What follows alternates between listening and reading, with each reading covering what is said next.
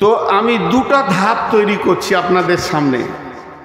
একটা ধাপ তাজকিয়ায়ে নাফস, নিজের দিকে আঙুল দিক, কারোর দিকে নয়।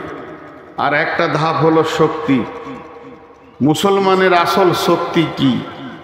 এই দুটি কথা নিয়ে আজকে কথা বলবো। প্রথম নিজের দিকে হাত দিই। আপনার একটা ডাম্পারে 63 টন পাথর আছে, যাবে বহরমপুর কৃষ্ণনগর যাবে। 63 টন পাথর আছে, কম ওজন নয়। সেরকম ইঞ্জিন আছে, নিউ ডাম্পার।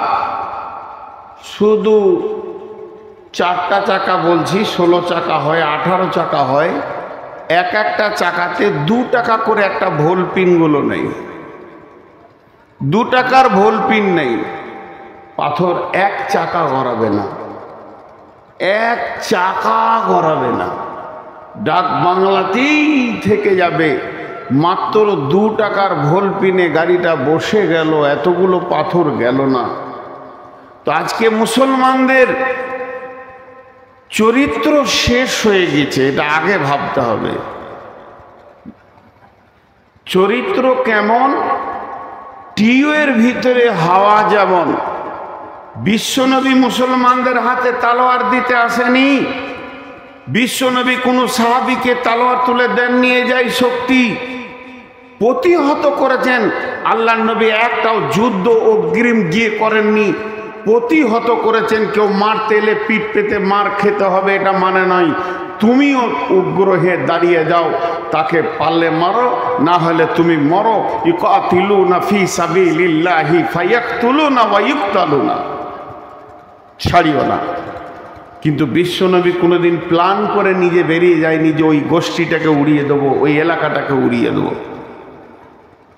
রোম সাম্রাজ্য যখন ছিল, একচ্ছত্র দাদাগিরি করেছে।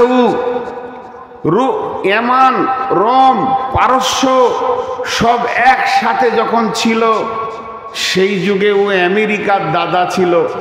ওর একটা কাজ ছিল, একটা নেশা ছিল।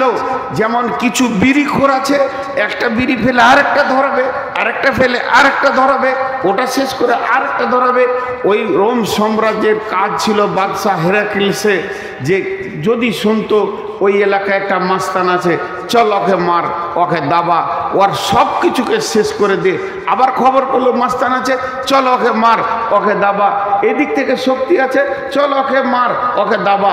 সবাই যেন আমাকে হুজুর হুজুর করে, এইটাই ছিল ওর চিন্তা চেতনা, এইটাই ছিল ওর অভ্যাস।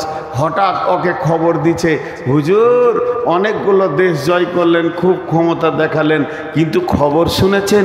বলে কি খবর? মদিনাতে একটা শক্তি এসেছে, সেই শক্তির নাম হলো তৌহিদবাদ, এবং তার লিডার মুহাম্মদুর রাসূলুল্লাহ সাল্লাল্লাহু আলাইহি সাল্লাম।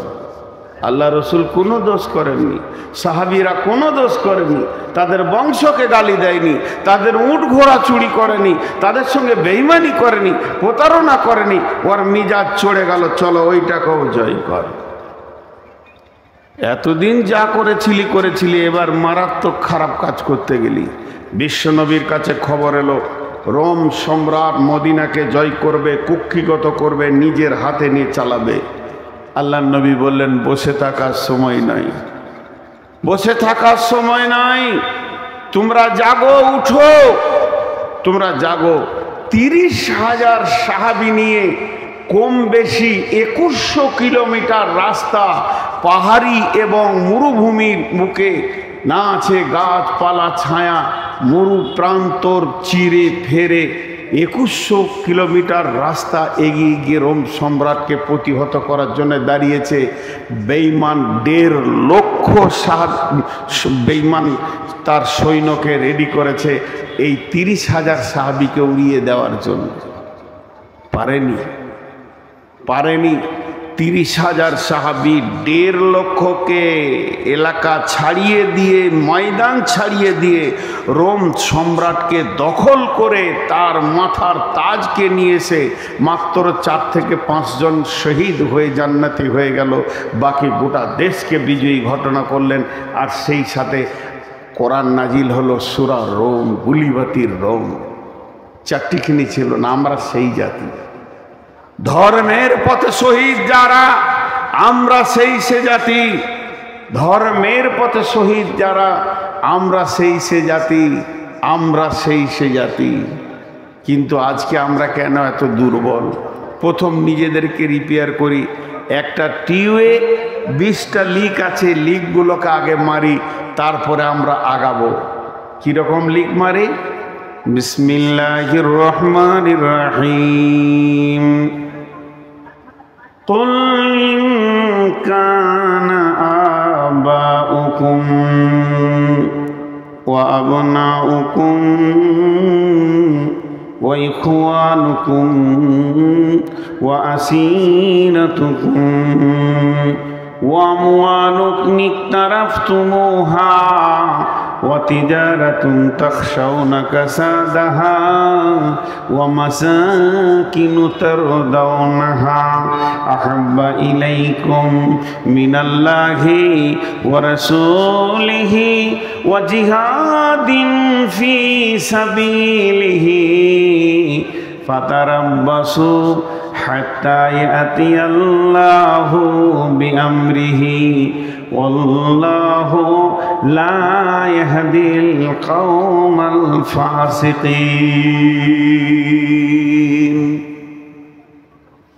ভাইরা আমার, বন্ধুরা আমার, আমি যেটাকে নিয়ে জিহাদের ময়দানে নামব, সেটা যদি বাঁশের লাঠি না হয়ে কাগজের লাঠি হয়, তাহলে মারতে গেলে ঠিক মতো বসবে না।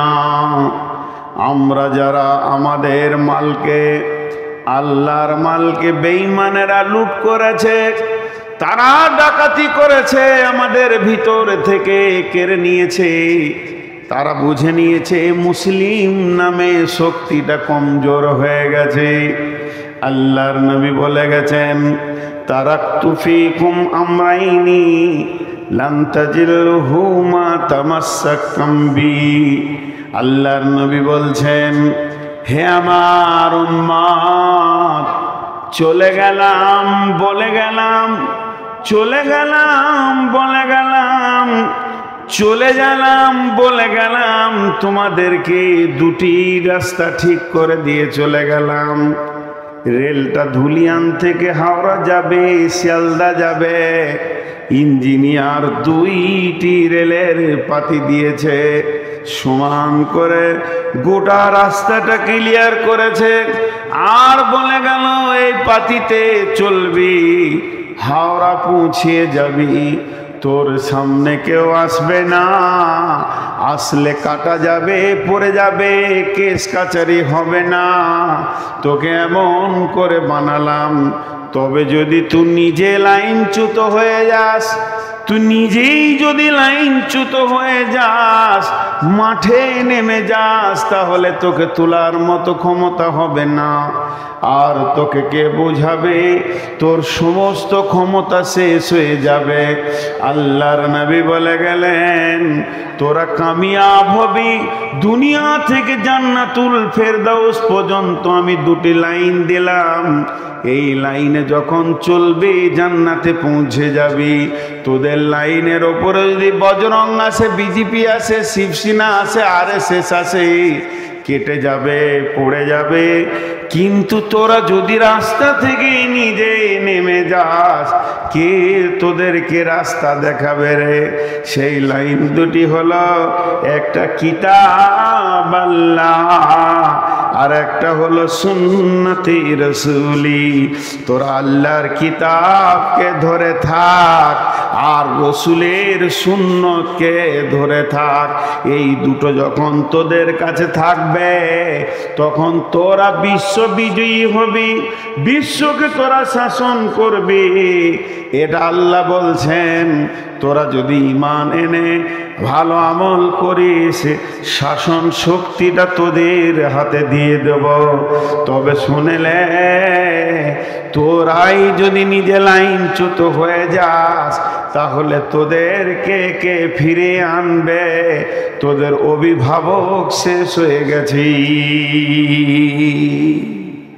জি ভাই, ছোট্ট একটা কথা বলবো, একবার বলবো, দুবার বলবো না। মসজিদ ওরা কেড়ে নিয়েছে, মাদ্রাসা ওরা কেড়ে নিয়েছে।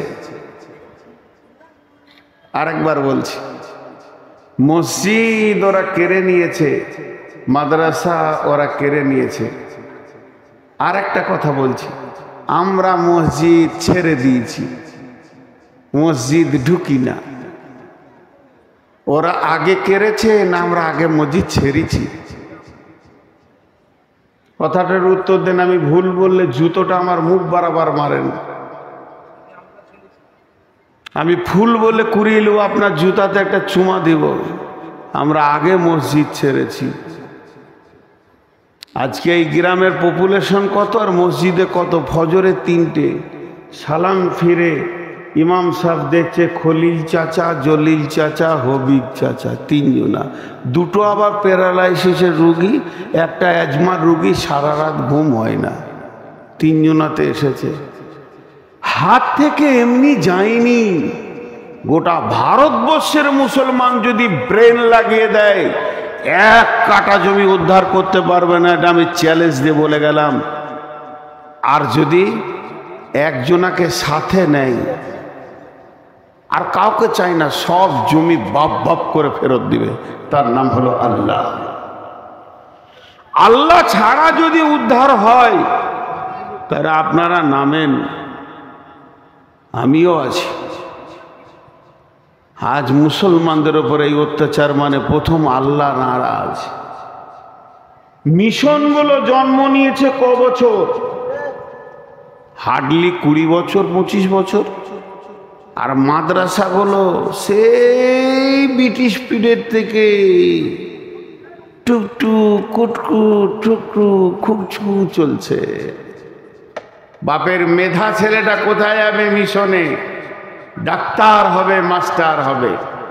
ওয়া নবী হুরায়রা রাদিয়াল্লাহু তাআলা আনহু قال قال رسول الله صلى الله عليه وسلم إذا اتخذ الفي دبالا والأمانة مغناما والزكاة مغراما تعلم لغير دين وتعلم لغير دين। আল্লাহর নবী আফসোস করে বলছেন, আমার উম্মত অন্য কারণ নয়, আমি নবী মুহাম্মদ সাল্লাল্লাহু আলাইহি সাল্লামের উম্মত। সে কোনোদিন চিন্তা করবে না আমার ছেলেটা কোরআনের শিক্ষা করুক। কোরআনটা এত দামি কিতাব, যার ভিতরে কোনো ভুল নাই। প্রতিদিন সকালে কোরআন আপডেট হয়ে যায়। যেমন যেমন জামানা আসবে, কোরআন তেমন তেমন কথা বলবে। সেইটাকে পেছনে ফেলে দিয়ে বাপ মা ছেলেকে সুদের অঙ্ক শিখাবে, বিকম পড়াবে, এমকম করাবে। সবাই ভাবছে আমার ছেলে ডাক্তার হোক, তাহলে রুগী হবে কে? এত ডাক্তার হবে তো রুগী হবে কে?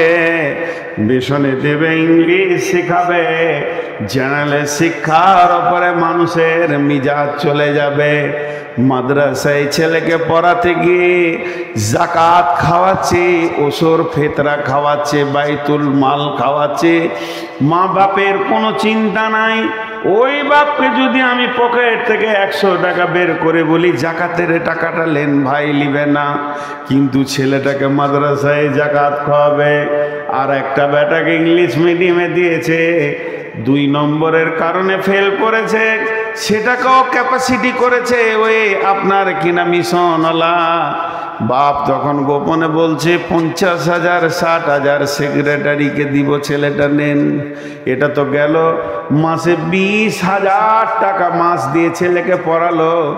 যখন রেজাল্ট বের হচ্ছে পশ্চিমবঙ্গ জুড়ে, গোটা পশ্চিমবঙ্গে স্কলার কে হয়েছে? ইট ভাটার কুলির ছেলে। যার বাপ কোনোদিন প্রাইভেট পড়াতে পারেনি, বাড়িতে বসে বসে বাপের সঙ্গে ভাটাতে ইট বুইয়েছে, ওই ছেলেটা পশ্চিমবঙ্গে স্কলার হয়ে গেছে, আর এই মাসে 50,000 টাকা খরচা করেও পারল না। আল্লাহর নবী বলছেন তোমার ছেলে কোরআন জানে না। এখানে যতগুলি মুসলমান আছেন, অত্র এলাকায় যারা ইমানদার আছেন, আল্লাহর হস্তে বলেন মসজিদে কতগুলো পাওয়া যাবে, মসজিদের বাইরে কতগুলো পাওয়া যাবে। ওরা মসজিদ কারেনি, বরং আমরা মসজিদ ছেড়েছি। আমরা যদি 100% মসজিদে যেতাম, ওদের কোনোদিন ক্ষমতা হতো না এদের কাছ থেকে মসজিদকে কেড়ে নেব। মসজিদ বিল্ডিংটার উপরে মহব্বত করে কি করবেন? ইবাদত তো মসজিদের নয়। ফালিয়াবুদু রব্ব হাযাল বাইত, তোমরা ইবাদত করো এর মালিকের, এই ঘরটার মালিকের ইবাদত করো। ঘরটা তো ইবাদতের জায়গা, কিন্তু মসজিদকে মহব্বত করলে আরো সের নিচে ছায়া পাবেন বটে। তবুও ওই ঘরের মালিকের ইবাদত করে। আজকে যদি বলি নতুন মসজিদ বানাবো, এই গ্রামের লোক কোটি টাকা ঢেলে দিবে, যে নামাজ পড়ে না সে দিবে, যে জুয়ারি সে দিবে, মাতাল রড দেবে, আর সুদারু সিমেন্ট দেবে, মসজিদ পাকা হয়ে যাবে, মাল মজাক হয়ে যাবে। কিন্তু মসজিদটা যে জন্য বানানো হলো, এই জন্য মসজিদে কাউকে পাওয়া যাবে না।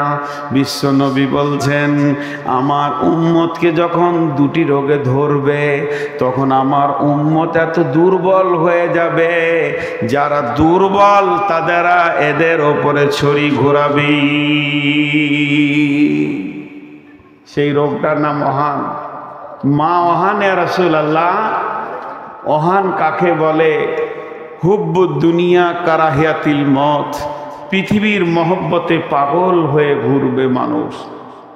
আল্লাহ বলছেন চলো কাগজ কলম নাও, অঙ্ক করো। কুলিন কানা বাউকুম, তোমরা তোমাদের বাপকে, ওয়াবনাউকুম তোমাদের সন্তানকে, ওয়াইখওয়ানুকুম তোমাদের ভাইকে, ওয়াজওয়াজুকুম তোমরা তোমাদের বিবিকে, ওয়াসিরাতুকুম বন্ধু বান্ধবকে, ও আমওয়ালুন ইকতারাফতুমুহা সঞ্চিত মালকে, ওয়াতিজারাতুন তাখসাউনা কাসাদাহা ব্যবসা বাণিজ্য চাকরি বাকরিকে, ওয়া মাসাকিন তারজাউনাহা আর যে অট্টালিকাটা বানিয়েছো সেই ঘরকে। এই 8টা জিনিসের মহব্বতে, এই 8টা জিনিসের প্রেমে, এই 8টা জিনিস কিনে পাগল হয়ে তোমাদের দিন রাত গুজারে যাবে। সকাল থেকে সন্ধ্যা, সন্ধ্যা থেকে সকাল, এই 8টা কাজ কিনে তোমরা ব্যস্ত থাকবে। তোমাদের মাথা থেকে 3 জন উড়ে যাবে, সফটওয়্যার থেকে 3 জন থাকবে না। আহাব্বা ইলাইকুম মিনাল্লাহি, আল্লাহর মহব্বত, ওয়া রাসূলিহি রসুলের মহব্বত, ওয়া জিহাদিন ফি সাবিলিহি আল্লাহর রাস্তায় নিজের জানটাকে দিয়ে দিতে হবে তার মহব্বত। এইগুলি যখন তোমাদের মাথা থেকে চলে যাবে, আল্লাহ নিজে বলছেন ফাতারাব্বাসু ফাতারাব্বাসু হাত্তা ইয়াতিয়াল্লাহ বিআমরিহি ওয়াল্লাহু লা ইয়াহদিল কওমাল ফাসিকিন। অপেক্ষা করো, এমন সময় আল্লাহর হুকুম না আসছে। যখন আল্লাহর হুকুম এসে যাবে, তোমরা 1000 চেষ্টা করলেও তোমাদের মতো বেঈমানকে আল্লাহ হেদায়েতের রাস্তা দেবে না। আমাদের মতো বেঈমানকে আল্লাহ হেদায়েতের রাস্তা দেবে না। আপনার বিয়ে বাড়ি চলছে, আমাকে দাওয়াত করেছেন, কেননা আমি আপনাদের মসজিদের ইমাম। আর একজন ওনাকে দাওয়াত করেছেন, কেননা উনি মাদ্রাসার হেড মাওলানা। তাহলে উনি হলেন আপনার রসুলের তরফের কুটুম, আমি হলাম আল্লাহর তরফে কুটুম। বিয়ে বাড়িতে যেসব কীর্তি চলছে, আমরা দাঁড়িয়ে থাকতে পারলাম না, পালিয়ে গেলাম, খেলাম না গান বাজনা সিডি, আর কিছু মেয়েদের অবাধ মিলাবাসা, পর্দা নাই, মাথায় কাপড় নাই, ঢুকছে বেরোচ্ছে। উনিও মাথা নামো করে সুরসুর করে মাদ্রাসা গিয়ে দুটি মুড়ি খেয়ে নিলেন। আমিও টুকটুক করে বললাম, ভাই যাচ্ছি, এখানে ইমান থাকবে না, মসজিদে গিয়ে দুটি মুড়ি খেয়ে নিলাম। বলেন আপনার বিয়ে বাড়িতে কত কুটুম এসছে?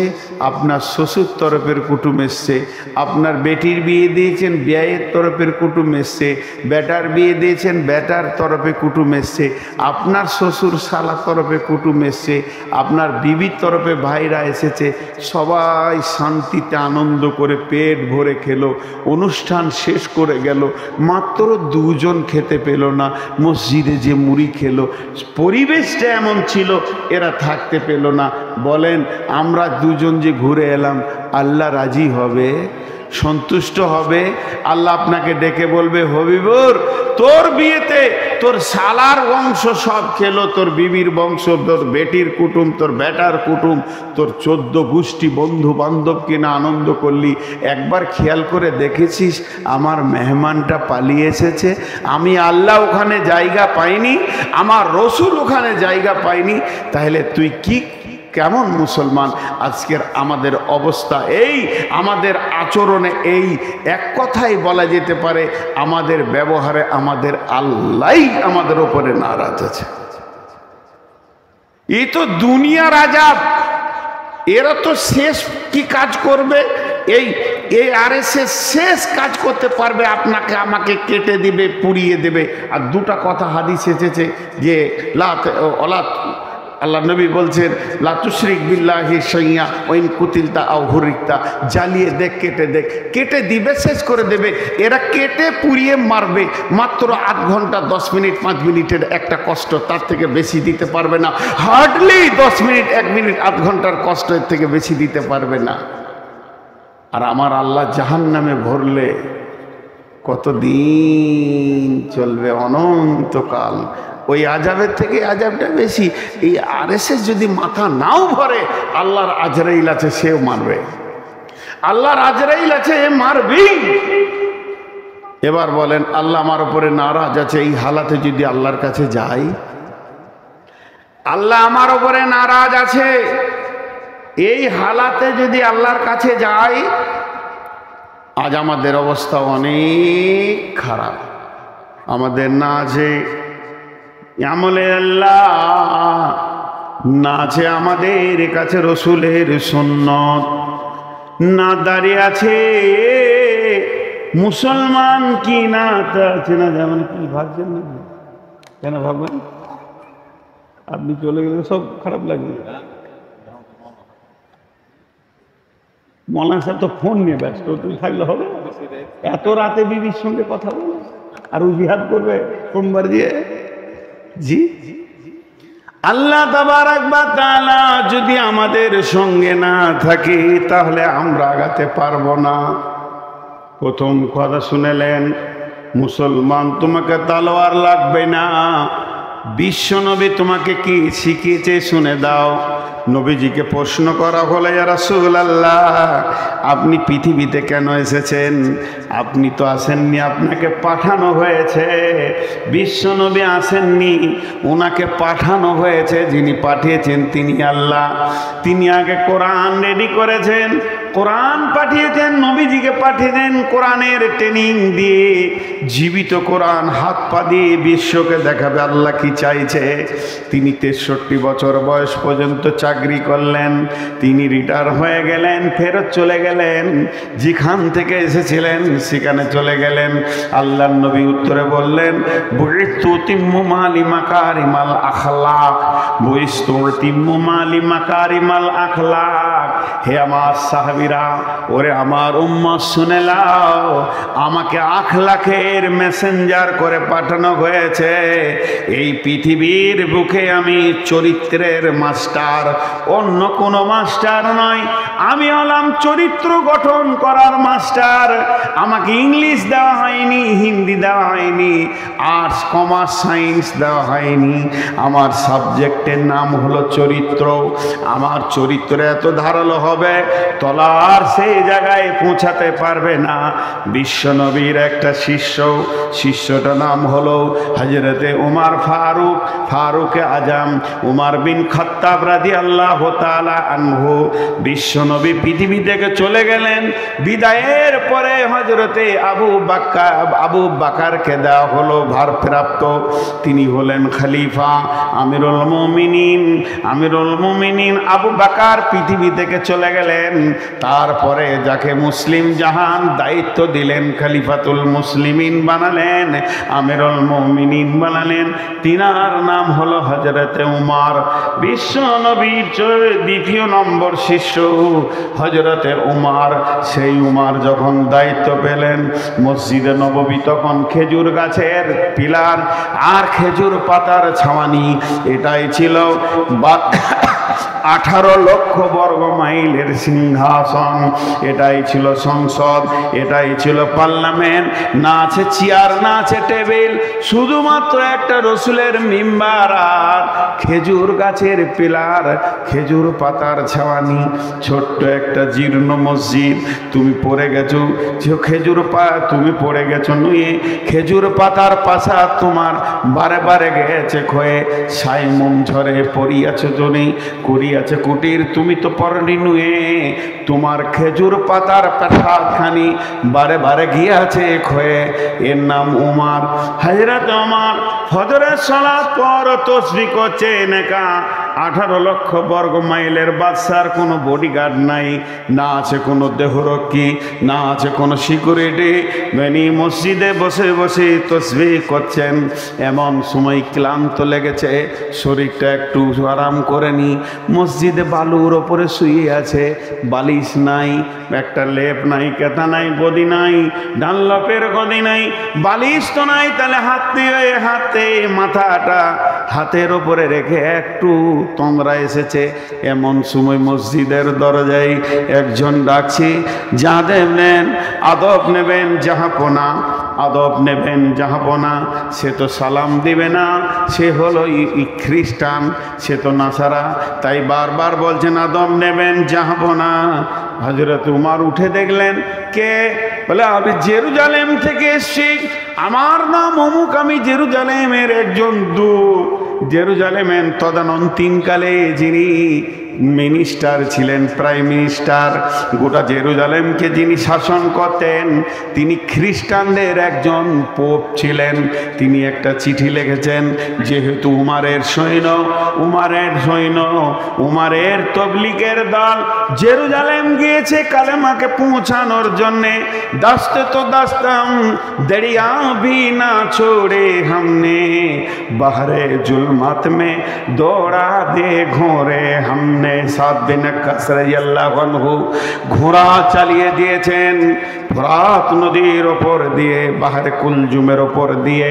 বন্ধুরে আমার, সেই উমর বলছে, হ্যাঁ আমি সেখানে কালেমা তাইয়্যিবার, কালেমা শাহাদাতের দাওয়াত দিয়ে কয়েকজন সৈন্যকে পাঠিয়ে দিয়েছি। বলে সেই মর্মে আমাদের দেশে প্রাইম মিনিস্টার আপনাকে চিঠি দিয়েছে, চিঠিটা একটু নজর লাগিয়ে দেখলেন।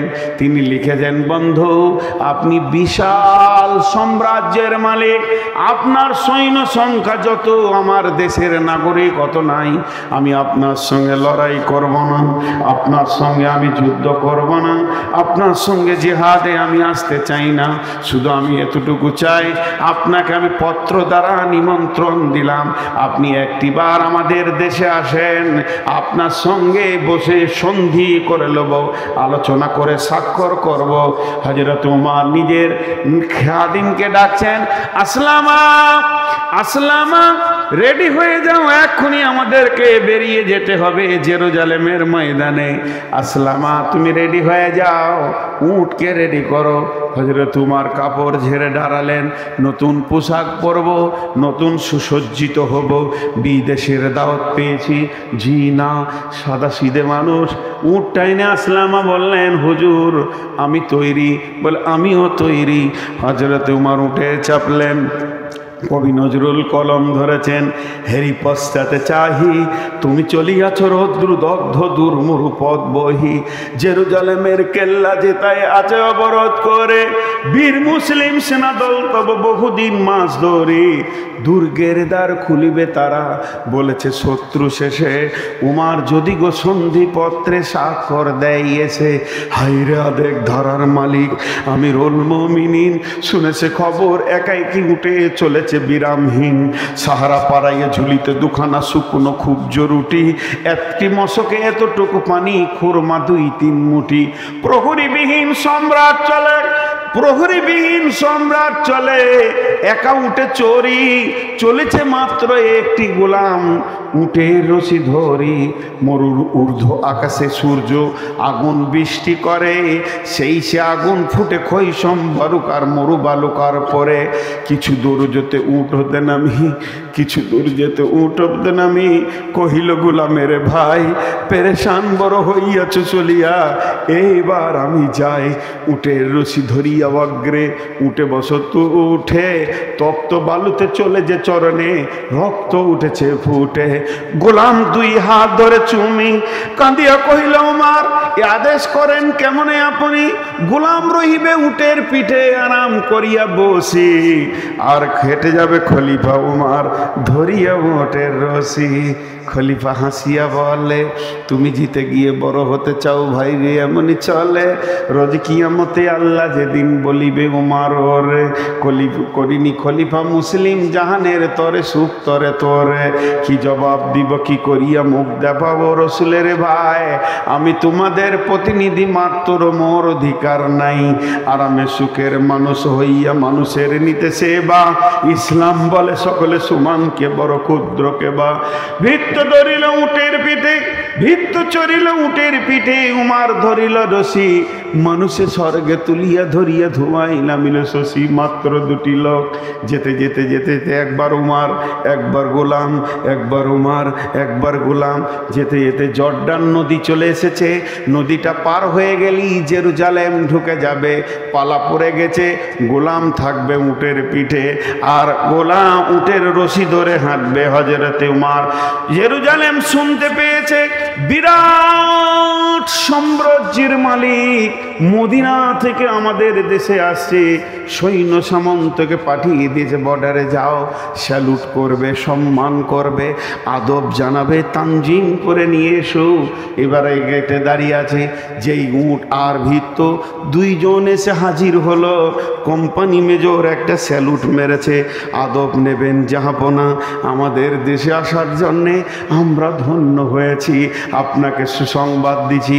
তখন গোলাম এমনি করে হাতটা করে নিয়ে জোর হাত করে চোখের পানি ছেড়ে দিয়ে বলছে ভাই আমাকে কেউ স্যালুট দেবেন না, আমাকে কেউ আদব দেবেন না, আমি আদবের স্যালুটের যুক্ত নয়, শুধু আমিরুল মুমিনের হুকুম তাই আমি উটের ওপরে বসে আছি, আমি আমিরুল মুমিনিন নই, আমি নির্বাচিত খলিফা নয়, যিনি উটের লাগাম ধরে হাঁটছে উনি হলেন উমার, খলিফা উমার রাদিয়াল্লাহু আনহু।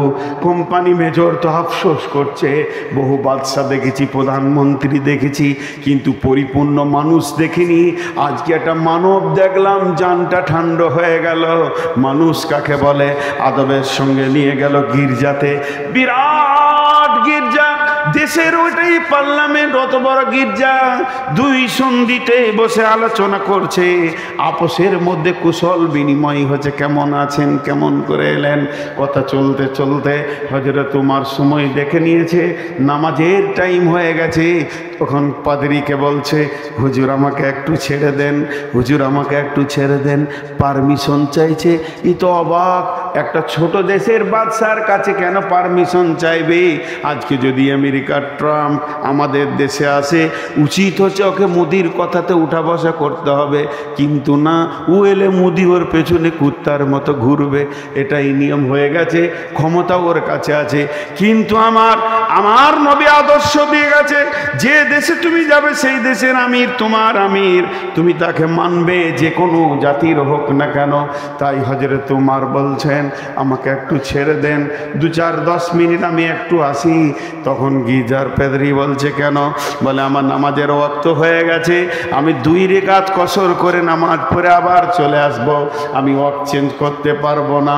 তখন পেদরি বলছে আমাদের এই আঙ্গিনায় গির্জায় পড়লে নামাজ হবে নাকি কবুল? আল্লাহর দয়ের গায়ে যদি এখানে নামাজটা পড়েন, আমাদের পবিত্র জায়গা, নামাজটা যদি একবার পড়লেন আল্লাহকে কবুল করবে না? লম্বা কথা উমার জড়াতে গেলেন না, শুধু ইশারায় বলে দিলেন আমার সৈন্য সংখ্যা বেশি, আমার কন্ট্রোল ক্ষমতা অনেক শক্ত হতে হবে, আমি যদি এখানে নামাজ পড়ি ওরা ভাববে হয়তো নামাজ পড়ে ইশারা করে দিয়েছে, আজ থেকে গির্জাটা মসজিদ হয়ে গেছে, তারা মসজিদ বানাবে।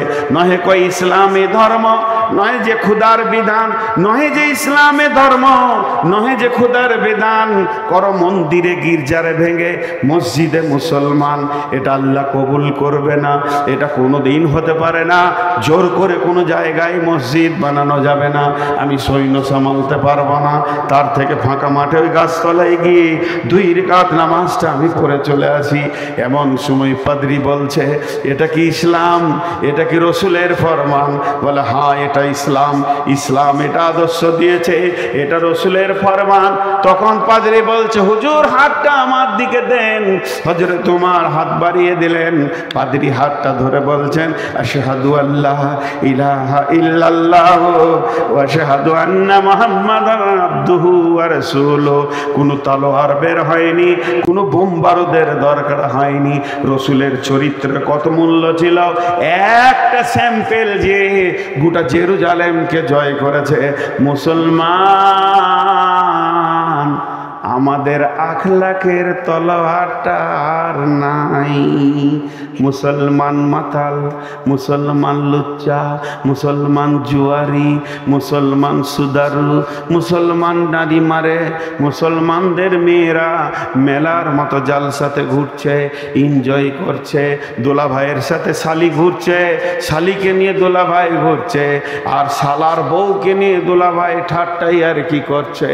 আখলাকগুলো ভিজিকিচি হয়ে গেছে, আখলাকের দড়ি কেটে চলে গেছে, আখলাক নামে তলোয়ারটা ভাঁতা হয়ে গেছে। আমাদের কাছে নাই আখলাক, যার ধারের বিনিময়ে বিশ্ব জয় করব। আর এই বেঈমান, একজন বেঈমান নামটা আমি জানি না, বেশ সুন্দর চেহারা, বেঈমানটা মনে হয় যেন মেদিনীপুর বাড়ি, লম্বা লম্বা লেকচার দিচ্ছে গেরুয়া পোশাক পরে, আর শেষের দালাল বলছে মসজিদ 1000 খানা আছে, যার নিচে মন্দির আছে। বন্ধুরে, মন্দির ভেঙে জীবনেও মসজিদ হবে না। মুসলমানদের একটা বাচ্চা পর্যন্ত জানে যে এটা মুসলমানদের, একদিনে মুসলমানের একটা শিশু, মেয়ে, নারী, পুরুষ সবাই জানে মন্দির দূরের কথা, গির্জা তো দূরের কথা, মুসলমানের জায়গাকেও জবরদখল করে মসজিদ হবে না। কেউ নামাজ পড়বে না, কেউ নামাজ পড়বে না। কত মসজিদ আছে ছোট হয়ে আছে, পাশের বাড়ির লোক জায়গা দিচ্ছে না, লোক রাখছে, মনে কষ্ট হচ্ছে, তাও তার ঘাড়ে ধরে না, তাকে থাপ্পড় মারে না, যতক্ষণ পর্যন্ত স্বেচ্ছায় না দেবে মুসলমানের জায়গা তো মসজিদ হবে না। আগেকার লোকরা কি পাগল ছিল? মন্দির ভেঙে মসজিদ করেছে, কোনোদিন ইতিহাস হতে পারে না। এগুলো তোমাদের মন গড়া কথা। তাই বলি ভাই আমার, আমাদের আসল অস্ত্র হলো আখলাক, আমাদের আসল শক্তি হলো আল্লাহ।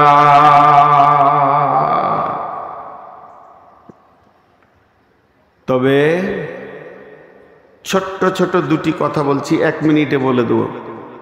3য় বিশ্বযুদ্ধ হতে চলেছে, বাকিটা বুঝে নেবেন বড় আলেমদের কাছ থেকে। 2য় বিশ্বযুদ্ধ হয়ে গিয়েছে, বিশ্বনবী 3য় বিশ্বযুদ্ধের যে ওসিয়তটা করেছিলেন সেটা হতে চলেছে।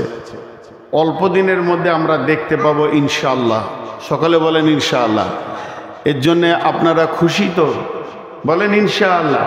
ভয় লাগছে নাকি? বিশ্বনবীর শেষ কথাটা শুনলেন, শুনলে পরে আরো খুশি হবেন। 5 ওয়াক্তের নামাজটা ধরেলেন, কালেমা শাহাদাতের সাক্ষী দিয়ে 5 ওয়াক্ত নামাজ ধরেলেন। এই যুদ্ধে যতজন শহীদ হবে বিশ্বনবী বলেছেন ওরা জান্নাতি। ওরা জান্নাতি। আর কি চাই, আর কি চাই?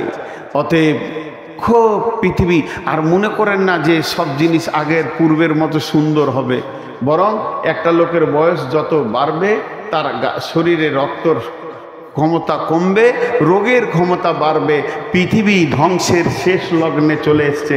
অতএব এগুলো হবেই হবে, এর জন্য রেডি হয়ে যান। তবে একটা কথা জেনেলেন যে সরকার আজকে আমাদের মাল কুক্ষিগত করেছেন। আব্রাহা বাদশার খবর যদি থাকে তো আপনি বুঝে নিয়েন, আব্রাহা বাদশার খবর যদি আপনার কাছে থাকে তো ভালো। তবে একটা কথা জানেন, বড় বড় এই যারা আরএসএসের ছেলে, মেধা ছেলে, তাদেরকে কিন্তু কোরআন হাদিসের তালিম দেওয়া হয়েছে যে মুসলমানদের কোন জায়গাটা ধরলে ওরা কাবু হবে সেটা। তো ওরা রিসার্চ করে পেয়েছে বিশ্বনবীর এই হাদিসটাকে, যে আমার উম্মতের ভিতরে যখন অহান রোগ আসবে তখন ওরা দুর্বল হয়ে যাবে। যেই অহান কি? সাহাবীরা প্রশ্ন করলেন অহান কি? তা আল্লাহ রসুল বললেন হুব্বুদ দুনিয়া কারাহিয়াতিল মত, দুনিয়ার পেছনে এরা মেতে যাবে আর মতকে ঘৃণা করবে, মরতে চাইবে না। আর সাহাবীদের ছিল কেমন? মরতে চাইবে। ইয়া রাসূলুল্লাহ আমাকে বানান, আমাকে কমান্ডার বানান, আমি সেনাপতির কাজ করব। কিন্তু আজ আমাদের কাছ থেকে ওইটা চলে গেছে। চলেন রিপেয়ার, আমি আপনাদের আজ এই বক্তব্যটা এখান থেকে শেষ করছি, দ্বিতীয়টা ধরছি। টোটালটা কি পেলেন? টোটালটা পেলেন আমাদের যত সুন্নতের ভুল ত্রুটি আছে এগুলো আমাদেরকে আগে মারতে হবে। আর দ্বিতীয় কাজ করতে হবে, আল্লাহর হুকুমের ওপরে চলে এসে আল্লাহকে নিজে করতে হবে।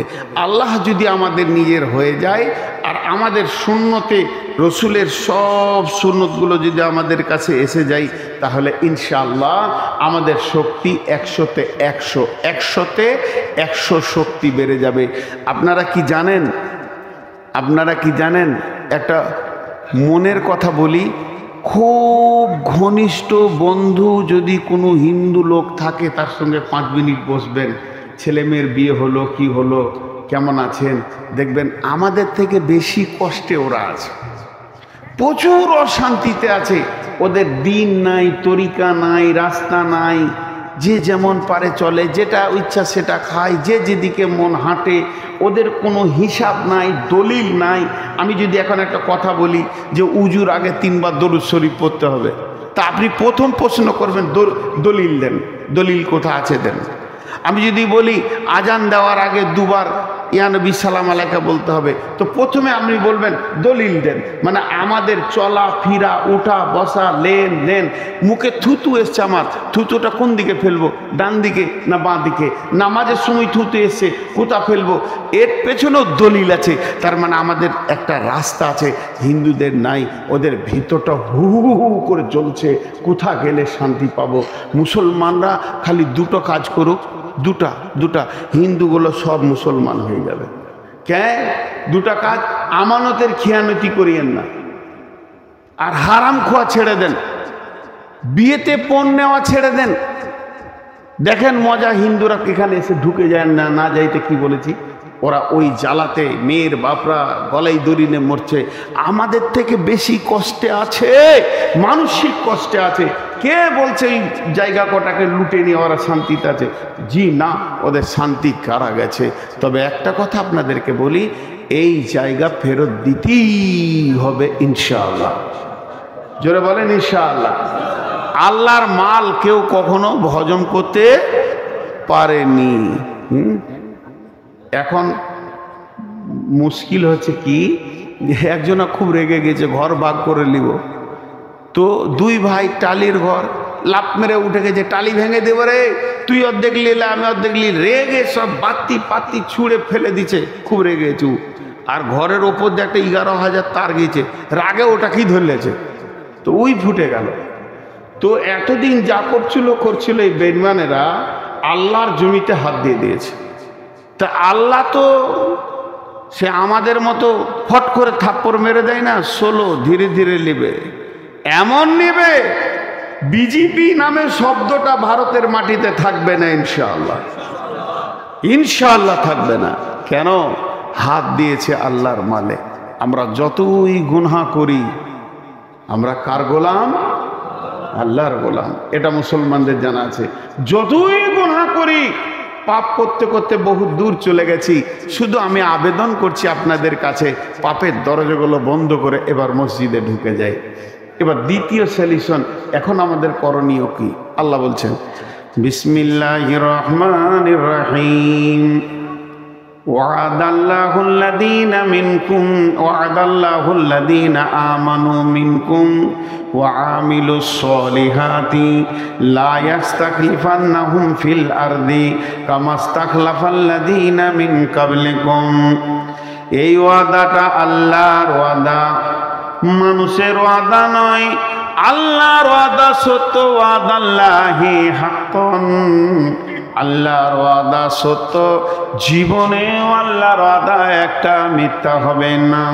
আল্লাহ বলছে, আমি তোদের সঙ্গে ওয়াদা করছি, মুর্শিদাবাদের লোক, আমি আল্লাহ নিজে ওয়াদা করছি, শুনেলে, ওয়াদাল্লাহুল্লাযীনা আমানু মিনকুম, হে ঈমানদার, তোমাদের কাছে আমি ওয়াদা করছি, ওয়া আমিলুস সলিহাতি, ওয়া আমিলুস সলিহাতি, তোমরা 100 জনে 100 জন মসজিদে ঢুকে যাও, মসজিদে 100তে 100 জন ঢুকে যাও, তোমরা আমার সঙ্গে ওয়াদা করো, আল্লাহ আমরা যতজন আছি এতদিন ভুল করেছি, আর তো ভুল করব না, এখন আমরা মসজিদে চলে যাচ্ছি,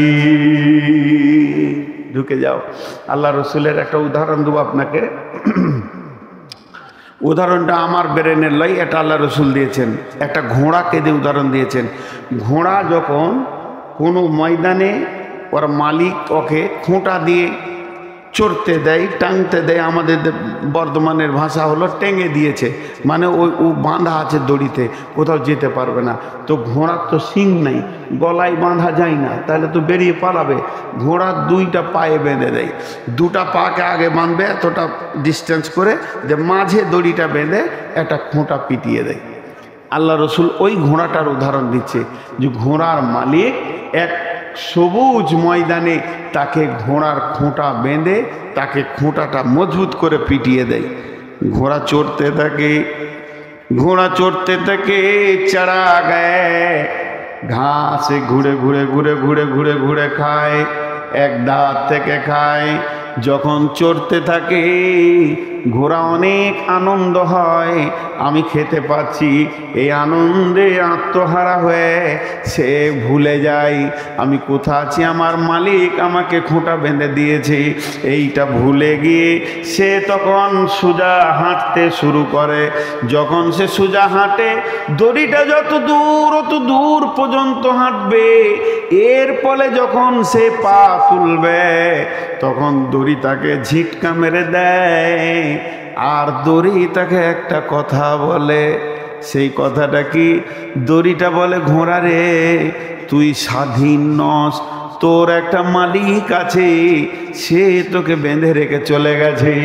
ঘোড়াটা তখন দড়িটার দিকে তাকায়, তাকিয়ে তাকিয়ে নিজের মনকে বলে, মন রে, আমি স্বাধীন নয়, আমার জীবনের একটা মালিক আছে, সেই মালিক আমাকে বেঁধে দিয়েছে, আমি একটা সীমার মধ্যে বাঁধা আছি, 50 ফুট হোক 60 ফুট হোক, এটা আমার মালিক আমাকে দিয়েছে, এত দূর পর্যন্ত যাব, তার বাইরে যখনই পা তুলব তখনই আমাকে টানা পড়ে যাবে। তখন ঘোড়া ওই দড়িটা দেখতে দেখতে দেখতে দেখতে গিয়ে খুঁটাটার দিকে তাকিয়ে দেখে, আর মনে মনে বলে, মন রে, তুই এই খুঁটার আবদ্ধেই রয়েছিস রে মন, তোকে এই খুঁটার মধ্যে দিয়ে তোর মালিক চলে গেছে। এটা বিশ্বনবী উদাহরণটা দিলেন কেন, এমন করে বললেন কেন?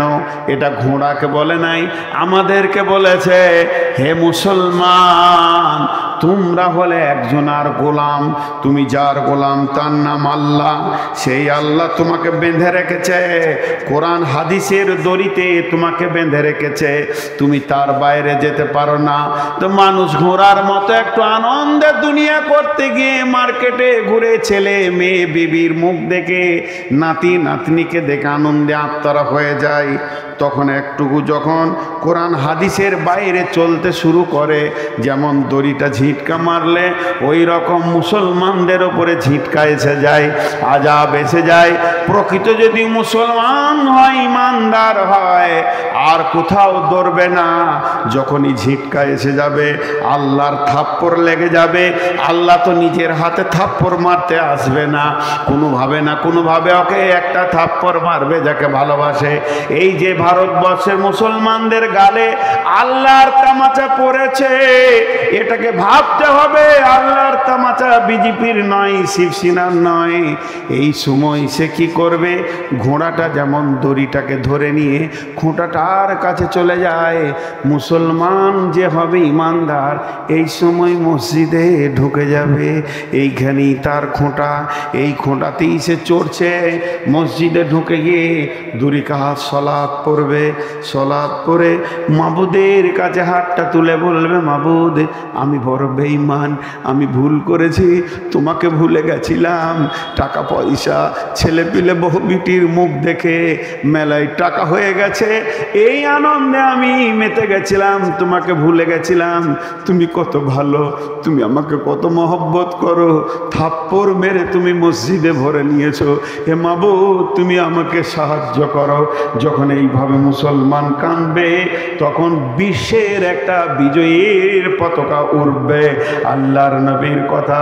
আর আল্লাহ বলছেন, আমি তোদের সঙ্গে ওয়াদা করছি, হে মুমিনের দল, যেটুকুই ঝিটকা পেয়েছিস, কোনো অফিসে যাস না, ব্লকে যাস না, থানাতে যাস না, ঘেরাও তো করবি, ঠিক আছে, দুনিয়ার প্রচেষ্টা তোকে আমি হারাম করে দিইনি, কিন্তু তার আগে যে কে তোকে সাথে নিতে হবে, যে ওর মনটাকে ঘুরিয়ে দেবে, সেই লোকটাকে আগে মসজিদে ঢোক।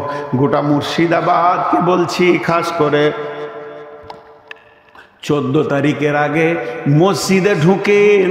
1 তারিখ আল্লাহর কাছে 2 রাকাত নামাজ পড়ে গুনহার ক্ষমা চান আর আগত জীবনে সাহায্য চান। তারপরে যে ময়দানেই যাবেন, বিজয়ী আর বিজয়ী দেখবেন। মানে আল্লাহকে সঙ্গে না নেওয়া পর্যন্ত যে কাজে যাবেন, ওই কাজটা ফেলিওর হয়ে যাবে।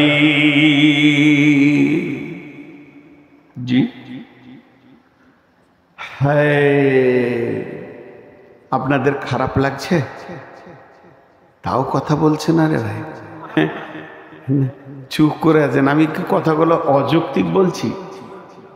আগে 14 তারিখে আমরা যাব, তার আগে এলানটা এইভাবে করতে হবে। ভাই আমি করে দিচ্ছি এলান, 14 তারিখে আমরা বহরমপুরে যাব ইনশাআল্লাহ। সেখানে গ্যাদারিং হব, জনসংখ্যা যত বেশি হবে তত কাজ হবে। কোনো মুসলমান বাড়িতে থাকবো না, নিজের গাড়ি হোক, গাড়ি ভাড়া করে বহরমপুরে পৌঁছাবো ইনশাআল্লাহ।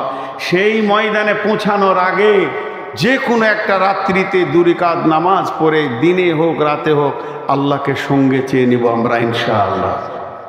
দেখবেন কি কাজ হবে।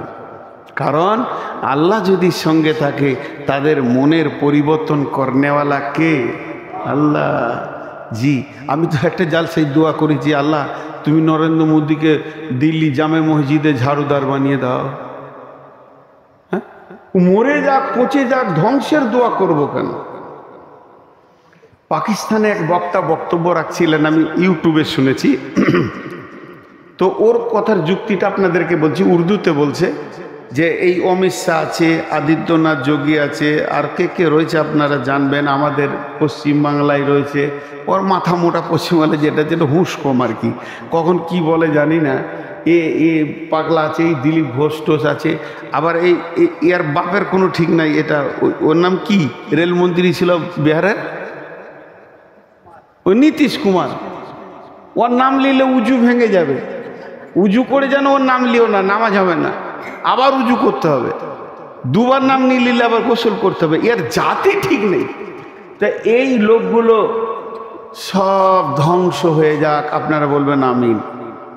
ধ্বংস হয়ে যাক, দোয়া আমার দেওয়া চলবে? বলেন তো কেন চলবে না? ওর কাছে দাওয়াত পৌঁছিয়েছে, ইসলামের দাওয়াত এদের কাছে পৌঁছিয়েছে। আহমদ বিন হাম্বলের একটা কথা আপনাদের সামনে বলছি, মন দিয়ে শুনবেন। ট্রেস দিয়ে বলবো, এটা হাদিস লয়, বুখারী লয়, মুসলিম লয়, তফসিরে লয়, আহমদ বিন হাম্বলের কথা। পৃথিবীর কোন কোণে কোনো একটা জায়গায় কোনো একটা মানুষ, পৃথিবীর কোন কোণে কোনো একটা জায়গায় কোনো একটা মানুষ, গরু ছাগলের মানুষ, বিনা দাওতে বেকালমা হয়ে মারা গেল। তার কাছে দাওয়াত পৌঁছালো না, ইসলামের খবর পৌঁছালো না, আর বেকালমা হয়ে মারা গেল। ওই লোকটা যে গুনাহ হলো, ওই গুনাহটা কিয়ামতের দিন মুসলমানদেরকে ভাগ করে দেয়া হবে। কেন দাওয়াত পৌঁছালো না? বন্ধুরে, এই যে মোদি আছে, যোগী আছে, আর অমিত শাহ আছে, এদের কাছে কালেমার দাওয়াত পৌঁছায়নি, ইসলাম পৌঁছায়নি। এর জন্যে মুর্শিদাবাদে আপনাকে আমাকে নূর মোহাম্মদকে আল্লাহ ধরবে না। এদের কাছে কালেমা পৌঁছাবে কি? সৌদি সরকার পৌঁছাবে। সরকারে মিটিং হবে, ও যে লেভেলের লোক, ওই লেভেলের মুসলমান যারা আছে ওদের তো টেলিফোনে কথা হয়, কালেমার দাওয়াত দাও, তৌহিদের দাওয়াত দাও। যদি দাওয়াত কবুল না করে তারপরে বদদুয়া করে দাও, আগেই বদদুয়া করে দিব চলবে না। এর জন্য আমি অনেক জায়গায় বলি, আল্লাহ জাকির নায়েককে আরও কিছুদিন হায়াত দেখ এবং লোকটাকে জান্নাত নসিব করুক। কেন? ওকে দিয়ে পৃথিবীর কোণে কোণে ইসলামের দাওয়াত পৌঁছিয়েছি। টিভি দিয়ে কেউ বলতে পারবে না যে দাওয়াত পৌঁছায়নি। তো ভাইরা আমার, এদের কাছে দাওয়াত পৌঁছাতে হবে। দাওয়াত পৌঁছায়নি, ওদের লেভেলের লোকরা শুয়ে আছে, ভারতের মুসলমানকে মারছে, দুবাইয়ের সরকার ডেকে আবার ডোনেশন দিচ্ছে, শান্তিপ্রিয় নেতা বলে তাকে আবার আখ্যায়িত করছে। জবাব কি লাগবে না? কুড়ুলকে বলছে, গাছ আমাকে কাটছিস কেন, তোর কি করলাম? কুড়ালি দপ করে গাছে মেরেছে। গাছ বলছে, আমি নরম আর তুই শক্ত, লোহা তো শক্ত, তো তুই আমাকে মারছিস কেন, আমি তোর কি দোষ করলাম? তখন গাছকে কোড়াল বলছে, আমি মেরেছি বে, তোরই জাত আমার পাছায় লেগেছে, উঠেছে। সেও কাঠ। আজকে ভারতের মুসলমান মরছে, দুবাইয়ের ও হারামখোর ছাঁটা দাড়ি, ওর মুখ পানে তাকাইলে ওর উজু ভেঙে যাবে। খালি ফতোয়া দিয়ে দিচ্ছে, আমি সামালতে পারছি না। ও বেঈমান আবার ওকে প্রাইজ দিচ্ছে, বিশ্বে শান্তিপ্রিয় নেতা বলে আখ্যায়িত করছে। এগুলো জবাব কে দিবে? জবাব লাগবে। এরা জানে না যে কি চলছে, খবর পায় না, পায়। এগুলো আমাদেরকে মনে করছে পিঁপড়ে মরছে, গরু ছাগল মরছে, ওরা গদিতে আছে, ও কটাই মানুষ। জি না, আজকে মুসলমানদেরকে স্ট্রং হতে হবে। আমরা বিজয়ী হবেই, ইনশাআল্লাহ বিজয়ী হব। এ সম্পত্তি ফেরত দিতেই হবে। শুধু ফেরত দিবে না, ওর ডবল দিতে হবে, ওর বাপকে দিতে হবে, কারণ না দিয়ে উপায় নাই। এ সম্পত্তি আল্লাহর পাখারে চলে গেছে, আল্লাহর কাছে কেস চলে গেছে, আল্লাহর কাছে পৌঁছে গেছে। কেউ দিয়েছে না দিয়েছে, আমি নূর মোহাম্মদ দিয়েছি আল্লাহকে, আপনারাও দেন। যখনই নামাজ পড়বেন একটা কথা মুখ দিয়ে বলবেন, আল্লাহ এই তোমার জমির কেস তোমাকে দিলাম। আব্দুল মুতাল্লিব বলেছিল আব্রাহা বাদশাকে, আব্রাহা বাদশা বলছে, ওই তোর ঘর ভাঙতে চললাম, কত তুই ঘরের লোককে দ্বারা দুনিয়ার লোক এসে তোর ঘরে খালি পাকার মারছে, চক্কর মারছে, আর আমি একটা আলাদা কাবা করেছি, আমার কাবা কেউ যায় না, তোর ঘরকে ভেঙে দিব।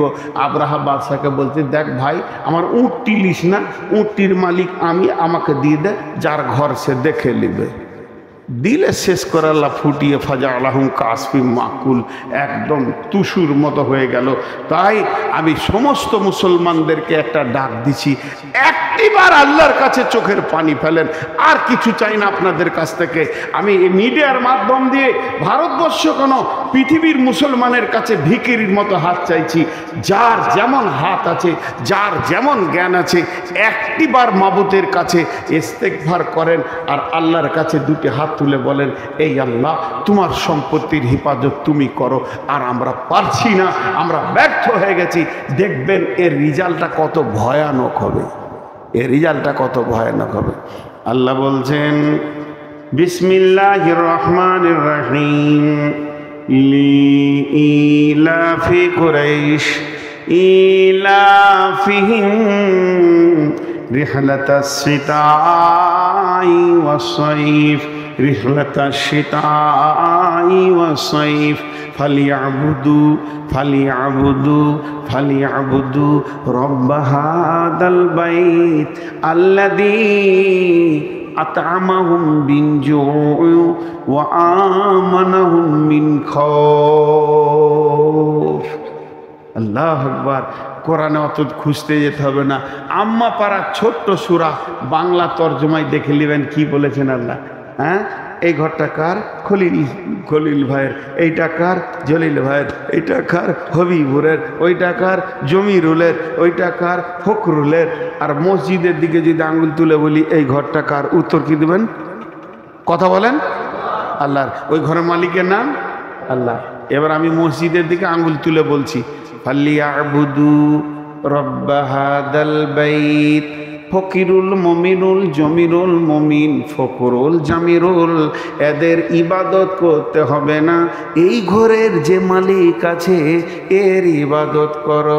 কোরআনে যা আছে সত্য সত্য সত্য সত্য সত্য সত্য সত্য সত্য সত্য। আপনার বুঝে এলো সত্য, আপনার না বুঝে এলো সত্য। আমি বুঝাতে পারছি তো সত্য, আমি বুঝাতে পারছি না আমার ব্যর্থ কোরআন কিন্তু সত্য। আল্লাহ বলছেন ওই ঘরের মালিকের যদি ইবাদত করো আল্লাহ কি দেবেন? দুইখানা জিনিস দেবেন, দুইখানা জিনিস দেবেন। আর ওই দুটি জিনিস যদি পেয়ে যাই কিছু লাগবে না। ওই দুটি জিনিস পৃথিবীর জন্য বলেছেন, মরার পরে বলেনি, মরার পরে যা আছে তা দিবে। দুটি জিনিস দেবে। সেই দুটি জিনিস কি? আল্লাযী আতামাহুম মিন জু'ইন ওয়া আমানাহুম মিন খৌফ। এই ঘরের মালিক তোমাদেরকে যখন ভোগ লাগবে খেতে দিবে, তোমাদের অভাবকে উন্মোচন করে দিয়ে বরকতের ময়দানে ভরে দিবে। আর দ্বিতীয়টা কি দিবে? তোমাকে যেদিক থেকে মারতে আসবে ওয়ামানাহুম মিন খৌফ, তিনি নিরাপত্তার দায়িত্ব দিয়েছে, তোদের গায়ে কেউ হাত দিবে না।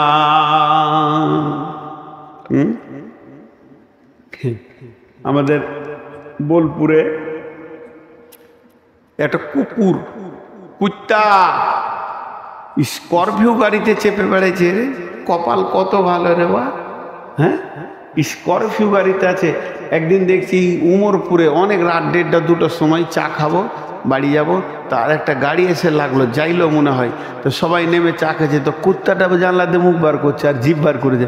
আমি বললাম তোর কপাল কত ভালো রে, কত টাকায় কিনেছিলি? একদিন আমি জলপাই করে গেছি জালসা করতে, আর তখন গাড়ি নিয়ে যাইনি, স্টেট বাস ধরেছি ফজরের পর, আর ফুটফুট করে হাওয়া দিচ্ছে গরমের দিন, কি ভালো লাগছে। এবার শিলিগুড়ি ঢুকছে গাড়িটা, তখন দেখছি একটা মেয়ে এই জাঙ্গিয়া পড়ে আছে আর সব পড়ে আছে, অর্ধ উলঙ্গ মেয়ে, গোটা উলঙ্গ মেয়ে ধরেলেন। একটা নিজের ছেলেটাকে ওই দোলনাতে চাপিয়ে দিয়ে ঠেলছে, ট্যাচার দোলনা খড়খড় করে, আর কুত্তাটাকে কোলে নিয়েছে। মনে মনে ভাবলাম হায় রে, কুত্তার কত কপাল আর ও ছেলেটার কত কপাল খারাপ। সে লাইলনে শুয়ে আছে, কুত্তা আছে কোলে। তো এই কুত্তা, এইটা রাস্তা, আপনাদের এই যে রাস্তা রয়েছে, রাস্তার ওই পাশে হাজির বাড়ি আর এই পাশে রয়েছে মাস্টারের বাড়ি।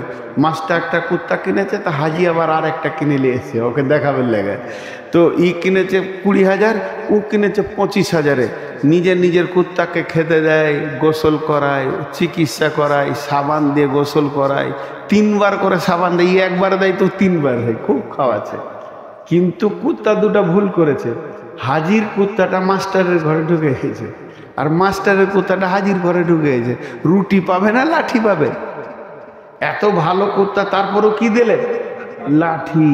কারণ যার কুত্তা তার ঘরে ঢুকতে হবে। হাজির কুত্তা হাজির ঘরে ঢুকবে তো বলবে আয় আয়, বস বস বস, খা, আমি খেয়েছি তুইও খা, রুটি দিবে। আর ও মাস্টারের কুত্তাটা ঢুকে গেছে, তোকে লাঠিলে তার চেয়ে তো আবার রাস্তা বেঁচে না কোন দিকে যাবে। তা আমরা হচ্ছি আল্লাহর কুকুর। মসজিদ ছিল আমাদের চাওয়ার জায়গা, থাকার জায়গা, কাঁদার জায়গা, অভাবে মাথা টোকার জায়গা। ওইটাকে ছেড়ে দিয়ে পঞ্চায়েতে বসেছে, আর মার শুরু হয়ে গেছে।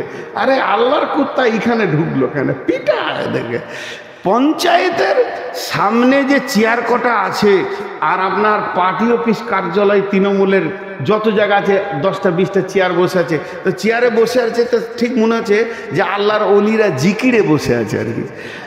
যে আল্লাহর পূজা ওরা করে সেই আল্লাহর অলিরা বসে আছে। অতক্ষণ মসজিদে দেয় না, খালি এইদিকে ইমাম সাহেব বলবে আসসালামু আলাইকুম রহমতুল্লাহ, আসসালামু আলাইকুম রহমতুল্লাহ, ও তখন আল্লাহ মেরে দিলে ধরে জি মসজিদ ঢুকছে, ওর পেট কামড়ি লেগে গেছে।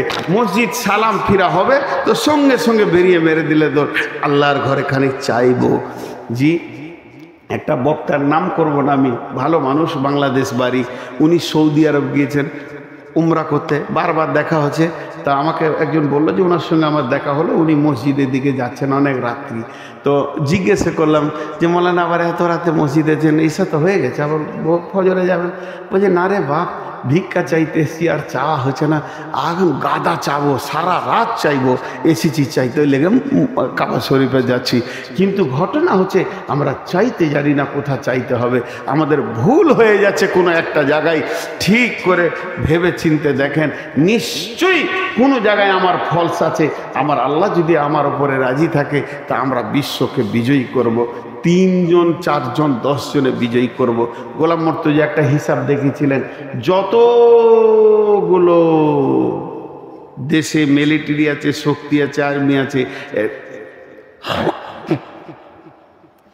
হাই স্কুল আছে, কলেজ আছে, প্রেয়ার লাইন যখন করা হয়, প্রেয়ার মানে হচ্ছে প্রার্থনা, আর আমি ওটাকে পিরিয়ড বলি, মানে ওটার প্রার্থনা লাইন। তো এই লাইনটা যখন করা হয় কোন দিকে দাঁড়ায় বলেন? কোন দিকে দাঁড়াই?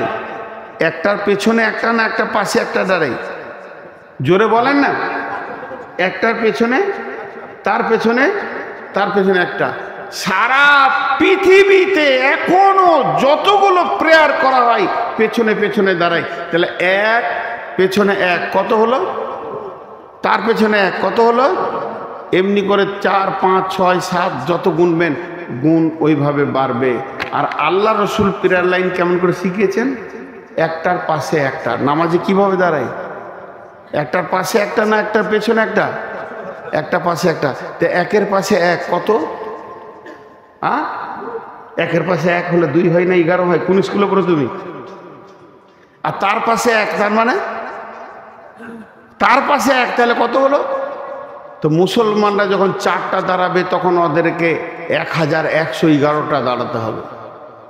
মুসলমানরা যখন 5টা দাঁড়াবে, 6টা দাঁড়াবে, ওদেরকে 1 লাখ আসতে হবে, তবেই পারবে। বিশ্বনবী শিখিয়ে দেখেছেন, কাকে দাঁড়ানো বলে জানো না তোমরা। আর কাঁপিয়েছে এইভাবেই পৃথিবীটাকে।